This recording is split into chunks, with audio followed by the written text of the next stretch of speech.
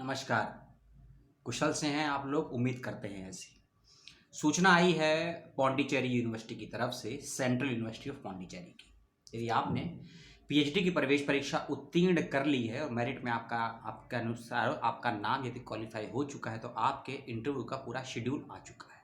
और ये शेड्यूल बहुत पहले आ गया था वेबसाइट पर, मुझे भी देर से पता लगी और मुझे तो मालूम भी नहीं थी, क्योंकि इतनी यूनिवर्सिटियां हैं भारत में, किस किस की खबर रखी जाए ये संभव नहीं है, क्योंकि समय और साधन दोनों ही कम होते हैं हर यूट्यूबर के पास। तो आपके ही कुछ कमेंट आए थे कुछ वीडियो में कि इस यूनिवर्सिटी के बारे में कुछ जानकारी अपडेट नहीं मिल रही है, तो देखिए बताइए क्या है। तो उसी को लेकर ये वीडियो है, ठीक है। 28 अक्टूबर को अपडेट आ गया था वेबसाइट पर। कब? 28 अक्टूबर 2021 को। वीडियो देख रहे हैं आप 10 नवंबर को, यानी कि लगभग 2 हफ्ते के आसपास के बाद में, क्योंकि एंट्रेंस का रिजल्ट तो 26 या 25 अक्टूबर को भी आ गया था, ठीक है, आपने देखा भी होगा। और वीडियो शुरू करने से पहले मैं बता दूं आपको, 12 नवंबर 2021 यानी कि परसों है, डिपार्टमेंट ऑफ मैनेजमेंट स्टडीज के बच्चों का 12 नवंबर को इंटरव्यू है। इस बात का ध्यान रखिएगा। ये सूचना मैंने इसीलिए पहले दे दी क्योंकि ये अलग से सूचना आई है वेबसाइट पर।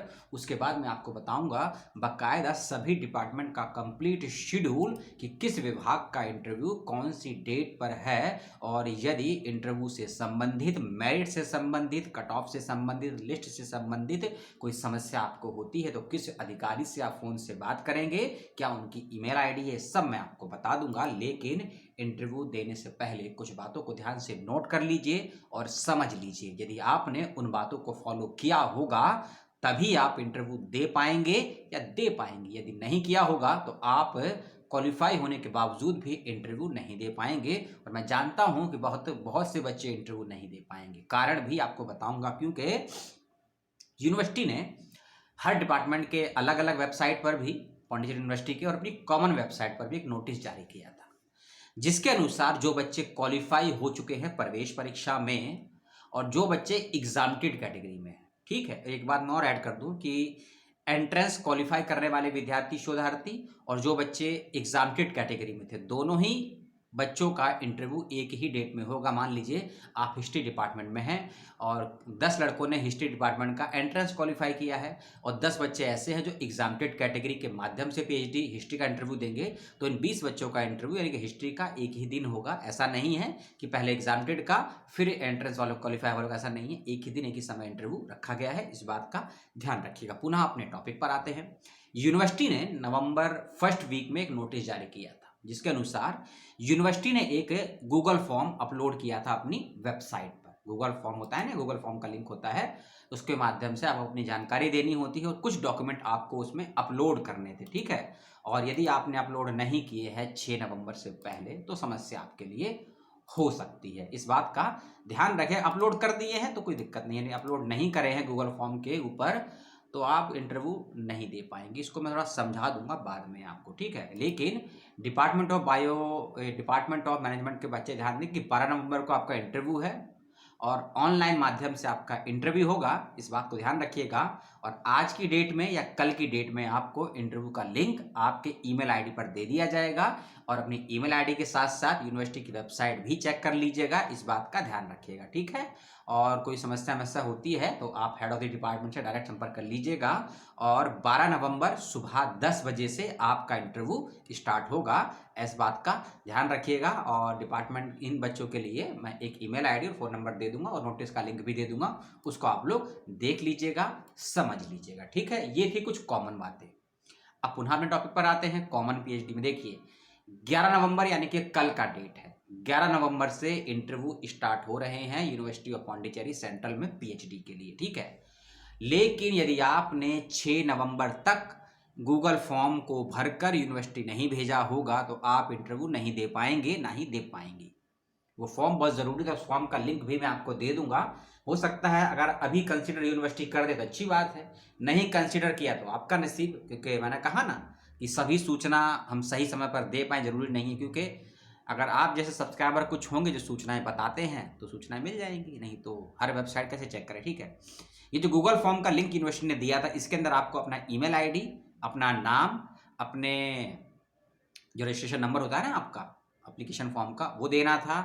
और आपको अपना इंटरव्यू को बताना था कि आपने एंट्रेंस क्वालिफाई किया है या जेआरएफ कैटेगरी में आते हैं या नेट कैटेगरी में आते हैं, एमफिल है क्या है, और आप पीएचडी पार्ट टाइम कर रहे हैं, करना चाहते हैं या इन रेगुलर मोड पे इंटरनल, वो बताना था, अपना मोबाइल नंबर और अपना 10th और 12th का सर्टिफिकेट मार्कशीट, यूजी पीजी की मार्कशीट, SC ST का सर्टिफिकेट उस कैटेगरी में आते हैं, पीएच में आते हैं वो, और माइग्रेशन एंड टीसी और NOC यदि आप उस कैटेगरी में आते हैं, जॉब खासकर जो बच्चे जॉब करते हैं उनके लिए, और नेट जेआरएफ का सर्टिफिकेट यदि उस कैटेगरी में आते हैं, और प्लस अपना रिसर्च प्रपोजल, इसके अलावा पावर पॉइंट, ये बातें बताएंगे। ठीक है, यदि आपने ये सभी डॉक्यूमेंट अप्लाई करे हैं, भर के भेजे हैं स्कैन करके 5-6 नवंबर तक, तो ही आप इंटरव्यू दे पाएंगे, नहीं तो नहीं दे पाएंगे।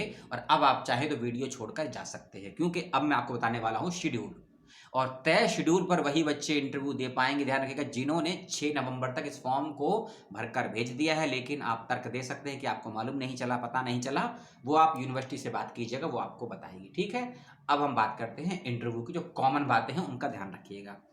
कितने डिपार्टमेंट का शेड्यूल आया पहले मैं ये देख लेता हूँ। 1 2 3 6 7 27 सब्जेक्ट के इंटरव्यू का शेड्यूल आया है वेबसाइट पर, उसको आप जाके खोज लीजिएगा, नहीं मिलेगा तो बता दीजिएगा, इसका ध्यान रखिएगा। ठीक है, सबसे पहली बात, ऑनलाइन माध्यम से आपका इंटरव्यू होना है सेंट्रल यूनिवर्सिटी ऑफ पौंडीचेरी में पीएचडी के बच्चों का, पहली बात।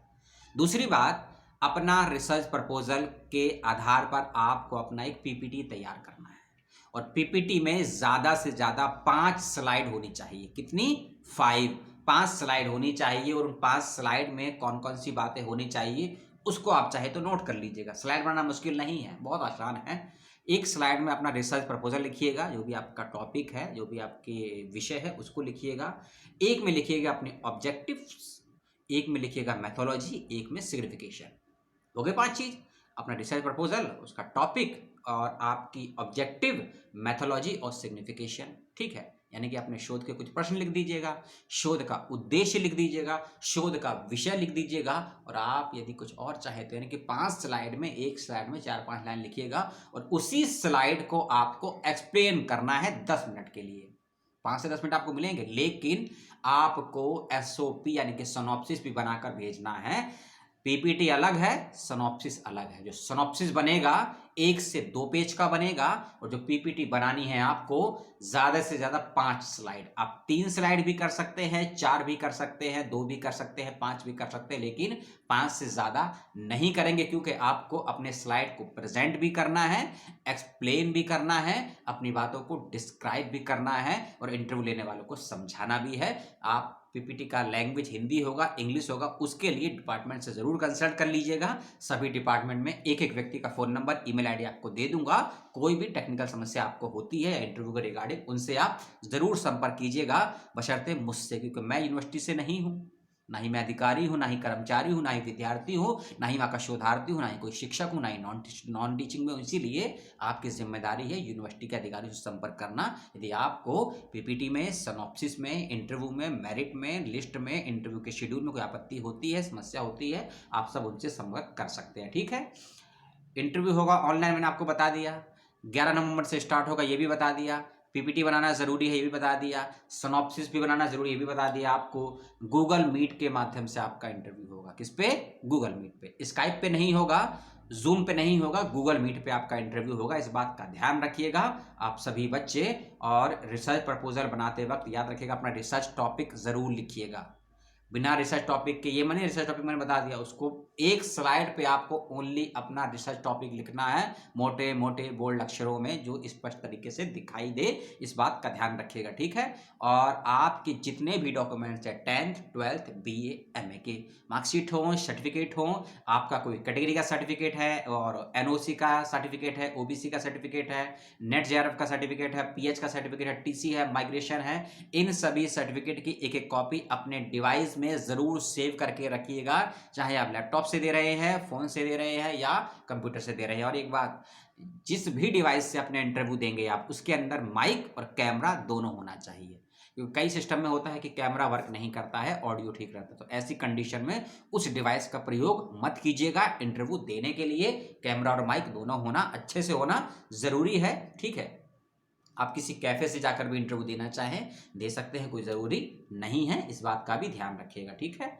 और जो सर्टिफिकेट मांगे गए हैं उसको ध्यान से देख लीजिएगा और प्रोस्पेक्टर पेज नंबर 31 को एक बार देख लीजिएगा। जो बच्चे अंडर कैटेगरी में आते हैं, जो बच्चे अंडर कैटेगरी में आते हैं, जिनका चयन हुआ है इंटरव्यू के लिए, खासकर एग्जाम्प्टेड कैटेगरी में, प्रोस्पेक्टर पेज नंबर 31 को ध्यान से एक बार देख लीजिएगा।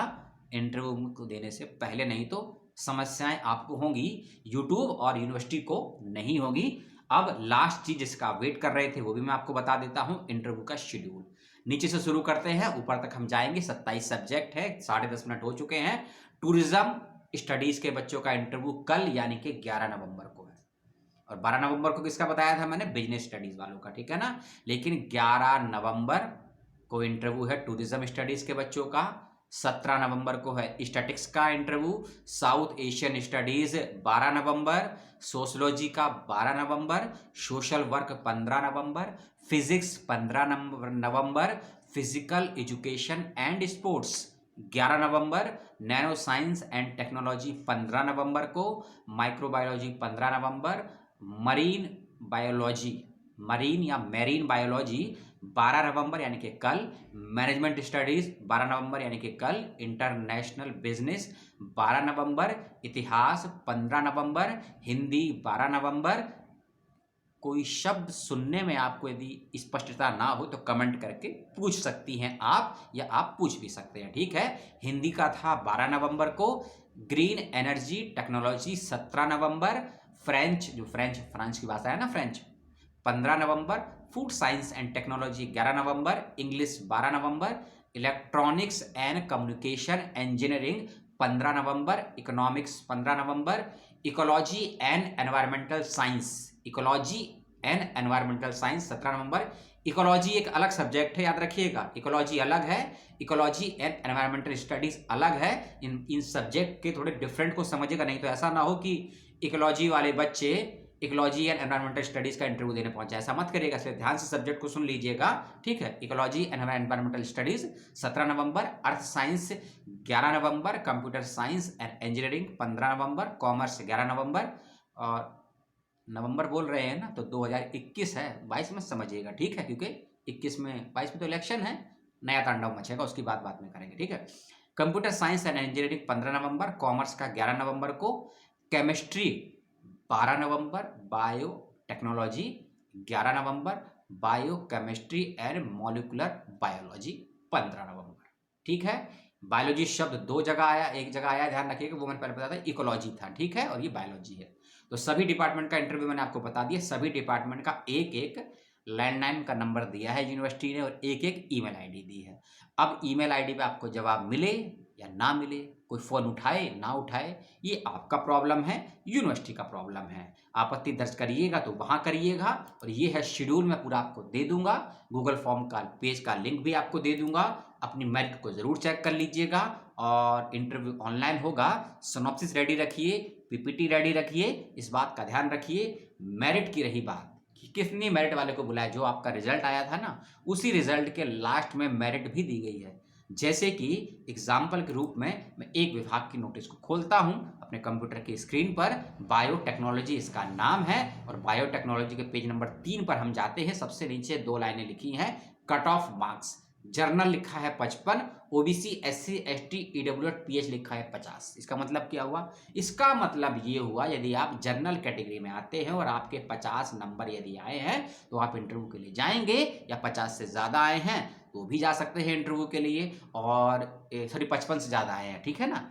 और यदि आप SC ST OBC EWS pH में आते हैं और आपके 50 से ज़्यादा अंक हैं तो आप जा सकते हैं। तो ऐसे ही सभी सब्जेक्ट की मेरिट उसकी वेबसाइट पर जो लिस्ट दी है उसके ऊपर दी हुई है, सभी अपनी मेरिट को खोलकर देखिएगा, आपको मालूम चल जाएगा। यदि लिस्ट हटा दी गई है वेबसाइट से, और यदि लिस्ट आपको मिल नहीं रही है, यदि लिस्ट आपको मिल भी रही है लेकिन समझ में नहीं आ रही है, इसके लिए अपने अपने पर्टिकुलर डिपार्टमेंट के हेड ऑफ द डिपार्टमेंट से वीडियो देखने के तुरंत बाद ही फ़ोन करिए, ईमेल करिए।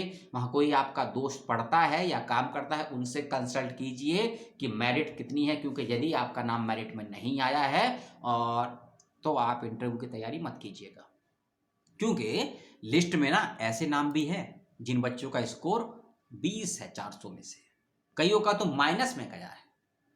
तो अब अगर नाम मेरिट में नहीं है तो इंटरव्यू की तैयारी क्यों करेंगे आप? इसलिए नाम मेरिट में होना ज़रूरी है। और मेरिट कितनी गई है वो लिस्ट में दिया गया है। अगर लिस्ट हटा दी गई है तो वेबसाइट में दिए गए यूनिवर्सिटी के अधिकारियों कर्मचारियों के फ़ोन नंबर है, शिक्षकों को उनसे संपर्क कीजिएगा। और मेरे से कोई आपकी आपत्ति हो तो कमेंट करके पूछ लीजिएगा, कोई सवाल हो तो उसको पूछ लीजिएगा। एनसी वेब दिल्ली विश्वविद्यालय की बीए प्रोग्राम और बीकॉम की सेकंड कट ऑफ आ चुकी है कल। आज से उसका हो चुका है एडमिशन स्टार्ट, बन चुका है वीडियो, उसको जाके देख लीजिएगा। और मेरे लिए कोई आपके पास और सुझाव हो तो उसको भी पूछ लीजिएगा। मिलता हूं आपसे किसी और सूचना के साथ किसी और वीडियो में। 10 नवंबर है आज, 8 नवंबर 2016 तो आपको याद थी ना? तो बताइएगा 10 नवंबर 2016 को पीएम साहब ने क्या भाषण दिया था, कितने दिन मांगे थे आपसे, कुछ याद है ना? बता दीजिएगा। जय हिंद, सलामत रहिएगा, संविधान रक्षा करें आप।